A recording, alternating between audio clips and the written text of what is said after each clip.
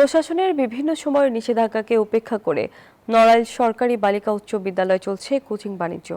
শিক্ষার্থীরা জানান, শ্রেণীকক্ষে মানসম্মত পাঠদান হয় না। কোচিং করলে দেয়া হয় সাজেশন, আর তাতেই ভালো ফলের নিশ্চয়তা মেলে। এদিকে বিদ্যালয়ের পরিত্যক্ত ভবনে চলছে পাঠদান কার্যক্রম। খায়রুল আরিফিন রানার তথ্যচিত্রে ডেস্ক রিপোর্ট। পড়ালেখার মানের জন্য পরিচিত নড়াইল সরকারি বালিকা উচ্চ বিদ্যালয়ে সন্তানকে ভর্তি করাতে পেরে স্বস্তি বোধ করেন অভিভাবকেরা। তবে সাম্প্রতিক বছরগুলোতে শিক্ষকদের কথিত কোচিং বাণিজ্যের কারণে বিদ্যালয়ের শিক্ষা পরিবেশ হুমকির মুখে পড়েছে বলে অভিযোগ উঠেছে।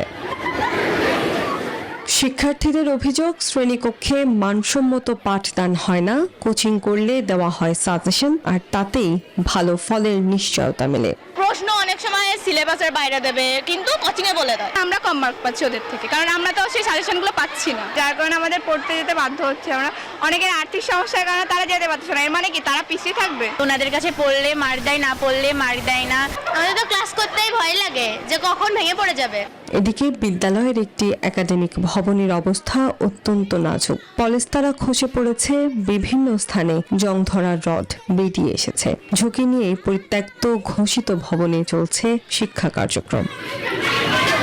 পদ্মা সেতু, মেট্রো রেল এবং এলিভেটেড এক্সপ্রেসওয়ে নির্মাণের গর্বিত অংশীদার বসুন্ধরা সিমেন্ট। কোচিং বাণিজ্যের অভিযোগ অস্বীকার করে বিদ্যালয়ের বিদ্যমান নানান সমস্যার কথা তুলে ধরেন ভারপ্রাপ্ত প্রধান শিক্ষক।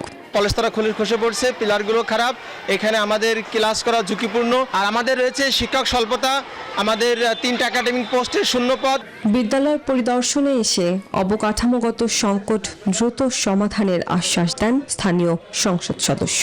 আমরা হয়তো ভবনের জন্য আমাদের মন্ত্রণালয়গুলোকে আমরা চেষ্টা করবো যাতে অচিরেই ভবনটা একটা অনুমোদন পাওয়া যায়। কোচিং বাণিজ্য নয়, শ্রেণীকক্ষেই মানসম্মত শিক্ষা নিশ্চিত করার দাবি জানিয়েছেন শিক্ষার্থী ও অভিভাবকেরা। Desk report, news 24।